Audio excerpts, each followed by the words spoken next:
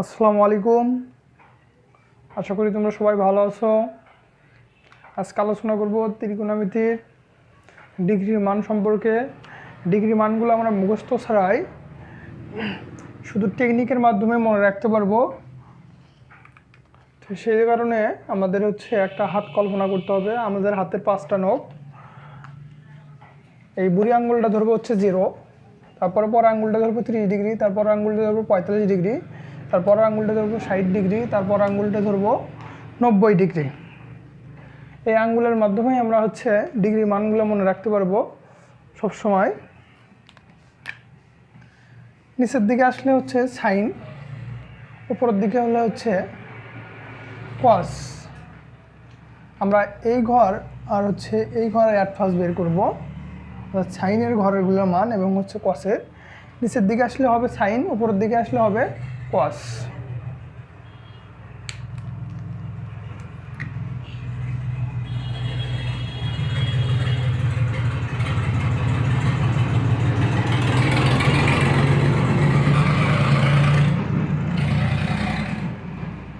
কস।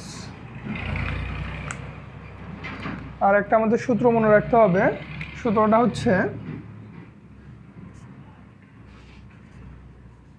Root divided 2। এটার মাধ্যমে আমরা এই সাইন কসের ডিগ্রি মানগুলো মনে রাখতে পারবো। তাহলে আমরা যদি এই হাত কল্পনা করি, আমরা বের করব সাইন 0 ডিগ্রি মান। সাইন 0 ডিগ্রি মান বের করতে হলে আমাদের এই হাতটা কল্পনা করতে হবে, অর্থাৎ আমরা এই হাতে এখন কাজ করব বুড়ি আঙ্গুলের। তাহলে সাইন 0 ডিগ্রি মান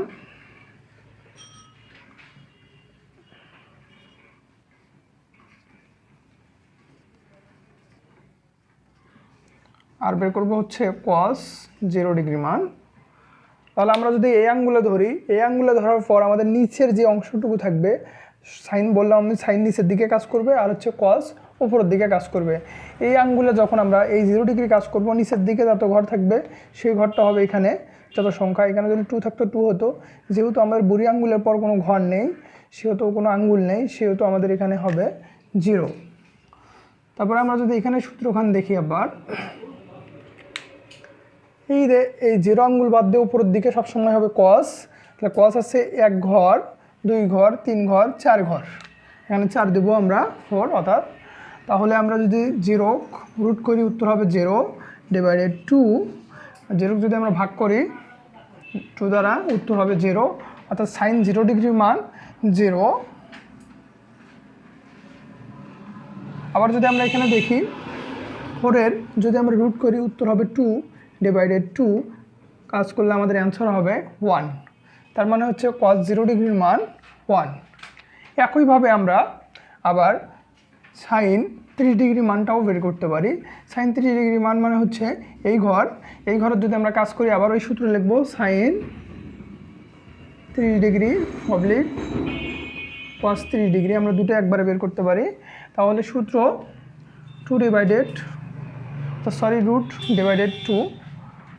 রুট ডিভাইডেড 2। তাহলে আমরা এই ঘর যদি কাজ করি, এই ঘরে যখন আমরা নখ বসাবো, এই নখটা বসবে আমার নিচের দিকে যত আঙ্গুল থাকবে সেটা হবে সাইন, আর এখান থেকে উপরে যতটুকু থাকবে আঙ্গুল, যে কটা আঙ্গুল থাকবে সেটা হবে কস। তাহলে নিচের দিকে আঙ্গুল আছে 1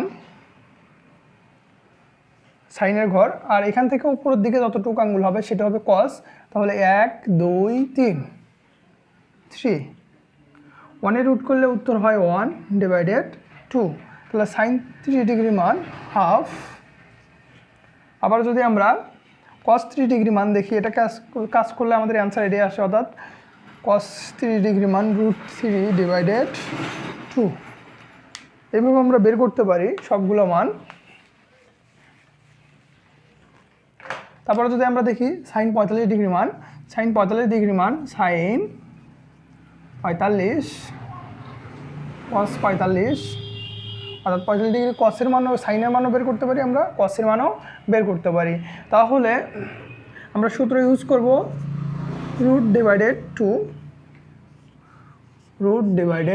2। তাহলে আমরা এখন কাজ করব 45 ডিগ্রি মান। 45 ডিগ্রি মানে 45 আঙ্গুলের হচ্ছে এটা মাঝামাঝি আঙ্গুল। নিচের দিকে সবসময় কাজ করবে সাইনের ঘর, উপর দিকে কাজ করবে সবসময় কসের ঘর। তাহলে আমি যদি এই আঙ্গুলটা বসাই, এই আঙ্গুলটা বসানোর পর দেখবা এই আঙ্গুল হচ্ছে এই আঙ্গুলের নিচের দিকে যে কটা আঙ্গুল থাকবে সেটা হবে এই যে এখানে 1 2, তাহলে এখানে হবে 2।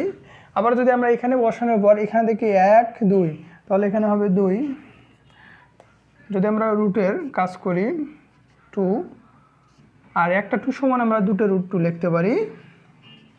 এইটা আর এটা কাটা মনে মনে একটা উপরে 1 থাকে, তাহলে 1/√2। তাহলে অ্যান্সার আসলো সাইন 45 ডিগ্রি মান 1/√2। একইভাবে আমরা এটা দেখি, যদি 2/, একটা 2 সমান দুটো √2 লিখতে পারি। অনেকটা 1, এটা কাটা গেল, তাহলে উত্তর আসলো 1/√2। 1/√2। একইভাবে আমরা 60 ডিগ্রি মানটা বের করতে পারি। 60 ডিগ্রি মানটা হবে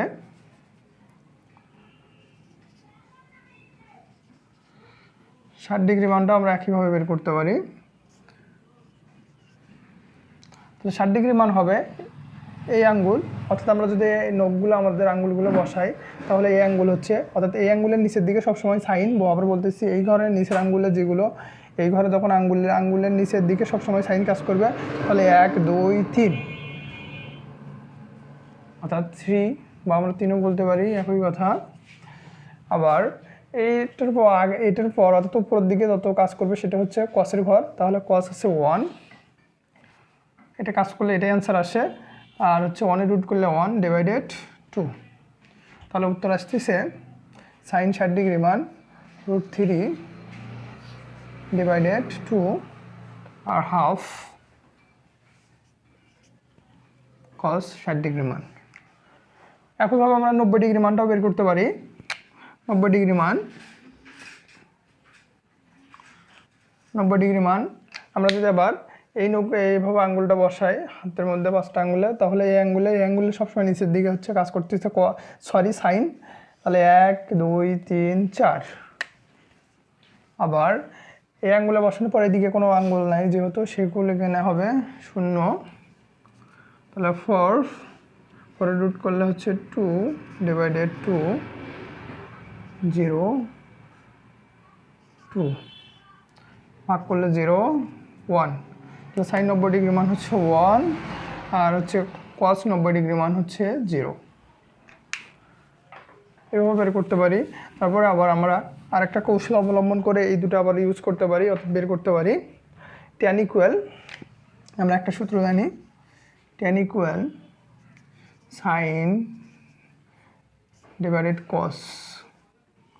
তাহলে আমরা যদি tan 0 ডিগ্রি মান বের করি, তাহলে tan 0 ডিগ্রি, তাহলে এখানে হবে সাইন 0 ডিগ্রি কস 0 ডিগ্রি।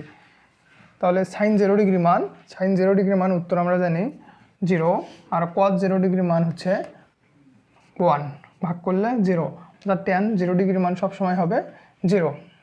তারপরে যদি আমরা tan 30 ডিগ্রি রাখি, তাহলে tan ইকুয়াল আমরা লিখতে পারি সাইন 30 ডিভাইডেড কস 30। তাহলে সাইন 30 ডিগ্রি মান হাফ, কস 30 ডিগ্রি মান √3/2। এই মেইন ভাগটাকে আমরা গুণ করে দেবো, হাফ 2 খান উপরে যাবে আর √3 নিচে আসবে, এই টু কাটা, তাহলে 1/√3। tan 30 ডিগ্রি মান হচ্ছে 1/√3। একইভাবে আমরা বের করতে পারি tan 45 ডিগ্রি মান। tan ইকুয়াল আমরা জানি সাইন, তাহলে 45 ডিগ্রি ডিভাইডেড কস 45 ডিগ্রি।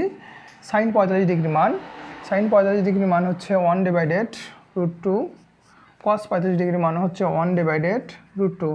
এই মেইন ভাগটাকে আমরা গুণ করে দেবো, 1/√2, √2 উপরে যাবে, নিচে হবে 1, এটা কাটা, তাহলে উত্তর আসে 1। তাহলে tan 45 ডিগ্রি মান 1। আবার আমরা বের করতে পারি একই সিস্টেমে বের করতে পারি আমরা হচ্ছে tan 60 ডিগ্রি মান। তাহলে tan 60° ইকুয়াল সাইন 60 cos 60, অর্থাৎ tan ইকুয়াল আমরা লিখতে পারি সাইন ডিভাইডেড কস। এই ডিগ্রি ছিল সেজন্য ডিগ্রি উপরে গেল নিচে বসলো, তাহলে সাইন 60° মান, সাইন 60° মান √3 ডিভাইডেড 2 cos 60° মান হাফ। তাহলে এই মেইন ভাগটাকে আমরা গুণ করে দেবো √3 ডিভাইডেড 2, এই 2 খান উপরে যাবে আর 1 নিচে, এটা কাটা, তাহলে উত্তর আসলো √3। তাহলে √3 দিলাম। আবার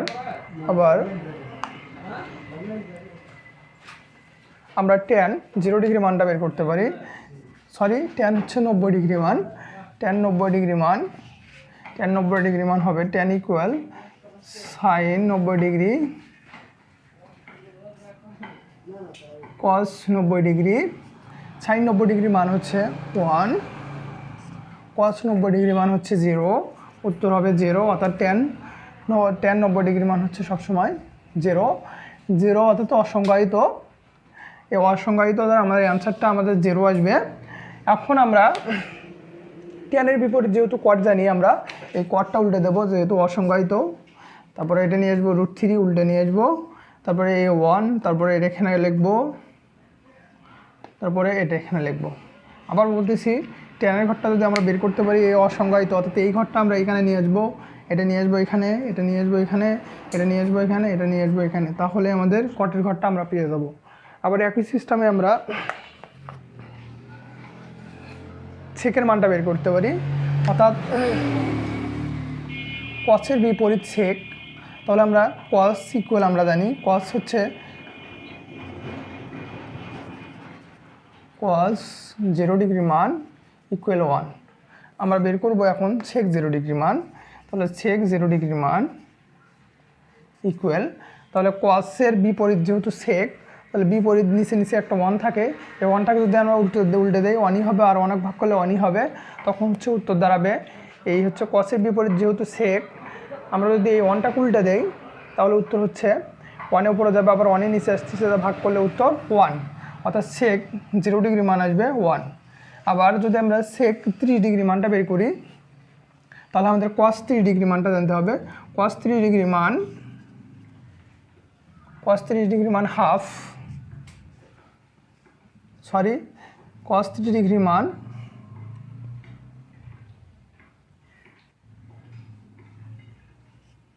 √3 ডিভাইডেড 2, cos 30° মান √3 ডিভাইডেড 2। আমরা যেহেতু কসের বিপরীত সেক জানি, এটা উল্টে দেবো শুধু, তাহলে উল্টে দিলে হচ্ছে cos 30° মানটা হবে এই 2 উপরে যাবে আর √3 নিচে নামবে, তাহলে 2 ডিভাইডেড √3। আবার বলতেছি কসের বিপরীত সেক, সেহেতু আমরা এটা উল্টে দেবো, এটা উপরে যাবে আর এটা নিচে আসবে, অর্থাৎ বিপরীত করলেই আমাদের সেক 30° মানটা পেয়ে যাব। তাহলে √2 ডিভাইডেড √3 আসতেছে সেক 30° মান, √2 ডিভাইডেড √3। আবার আমরা একই সিস্টেমে 45° মানটা বের করতে পারি। 45° মান, cos 45° মান 1/√2। তাহলে আমরা সেকের মানটা বের করবো, সেক 45° মান, এটা আমরা আবার উল্টে দেবো যেহেতু কসের বিপরীত সেক, তাহলে √2 খান উপরে যাবে আর নিচে আসবে 1, ভাগ করলে উত্তর হবে √2। তাহলে cos অর্থাৎ সেক 45° মান √2। আবার যদি আমরা একই সিস্টেমে দেখি সেক 60° মান, তাহলে সেক 60° মান হচ্ছে, আবার আমরা এখানে 60° দেবো, কেন 60° দেবো, 60° মান cos 60° মান হচ্ছে হাফ। তাহলে আমরা যেহেতু কসের বিপরীত সেক, এটা উল্টে দেবো, 2 খান উপরে যাবে আর নিচে আসবে 1, যদি ভাগ করি উত্তর হবে 2, তাহলে সেক 60° মান 2। আবার যদি আমরা সেক 90° মানটা বের করি তাহলে cos 90° মানটা আমাদের জানতে হবে। cos 90° মান আমরা এখানে পাইছি হচ্ছে 0 যদি আমরা উল্টে দেই, 0 উল্টে দিলে নিচে একটা 1 থাকে, 1টা উপরে যাবে 0, ভাগ করলে উত্তর হবে 0, সেহেতু সেকটা হবে 0। এটাকে আমরা হচ্ছে অসংজ্ঞায়িত বলতে পারি, কেননা অসংজ্ঞায়িতগুলো আমাদের 0 অ্যান্সার আসবে। 0 আমরা বলতে পারি, অসংজ্ঞায়িত বলতে পারি, কৌশল অবলম্বন জাস্ট। এখন দেখো সেক, এই সেকের ঘরটা যদি আমরা পারি, এই সেকটা আবার উল্টে দেবো, এই অসংখ্যায় তো এখানে আসবে, আবার এখানে 2 দেবো, এই √2 এখানে হবে, আবার এটা এখানে আসবে 2/√3, আবার হচ্ছে 1। আবার বলতেছি, আমরা যদি এই ঘরটা পূরণ করতে পারি তাহলে এই ঘরটা অর্থাৎ এটা আমরা খালি বিপরীত করে দেবো, এটা আসবে ফার্স্ট, তারপরে সেকেন্ড আসবে এটা, থার্ড এটা, তারপরে চতুর্থ, তারপরে পঞ্চম, এইভাবে আমরা কন্টিনিউ করলেই বুঝতে পারবো। ঠিক আছে, এ পর্যন্তই।